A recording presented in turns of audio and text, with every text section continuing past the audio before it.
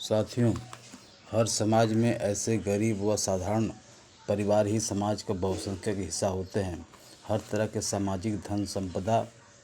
की उत्पादक होते हुए भी हर तरह की अभावग्रस्तता अर्थात अनपढ़ता, दरिद्रता व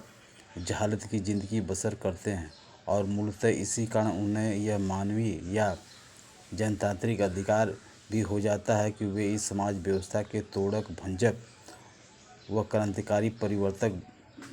बन जाए। उन्हें शोषण, गरीबी, जहालत व अत्याचार के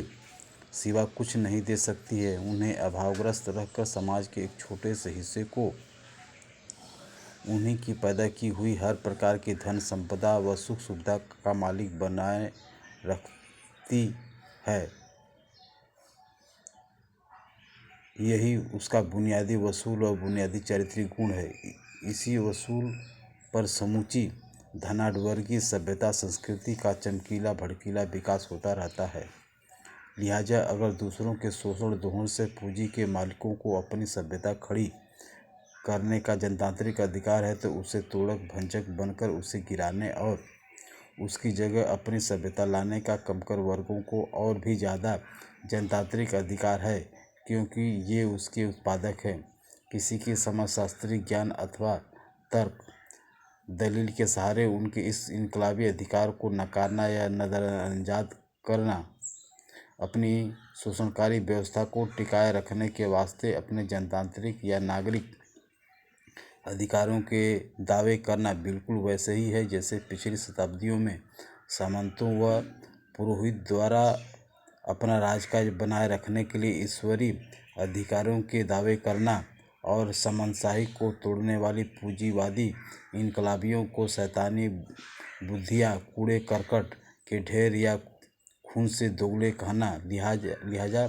पैसे के मालिक और उनकी दास बुद्धियों के क्रांतिकारियों के बारे बनाए गए वैज्ञानिक दृष्टिकोण की हिकारत से उपेक्षा करते हुए दुनिया भर के कमतर वर्गों को इस बात पर गौरव है कि पिछली शताब्दी में अगर उन्होंने मार्क्स, एंगल्स जैसे राजनीतिक व दार्शनिक पैदा किए तो इस शताब्दी में लेनिन के जैसे नुमाइंदे और उनके बाद स्टालिन, माओ और हो ची मिन्ह जैसे हस्तियां पैदा करके इतिहास को नया मोड़ दिया। सो भी पूंजीवादियों व साम्राज्यवादियों की सालों लंबी जंगों और साजिशों के बावजूद गरीब व जनसाधारण परिवार से निकलकर स्टालिन व माओ जैसे हस्तियों का विश्व के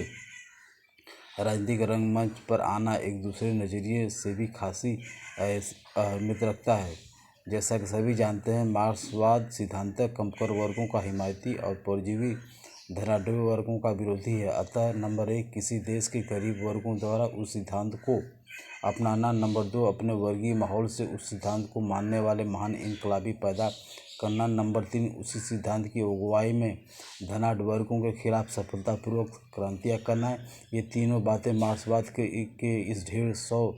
साल पुराने दावे की सच्चाई को साबित करती है कि मार्क्सवाद दरअसल गरीबों का हिमायती और अमीरों का विरोधी सिद्धांत है। अगर ऐसा न होता तो दुनिया भर के अमीर वर्ग न तो इसके विरोधी होते और न ही गरीब उसके हिमायती।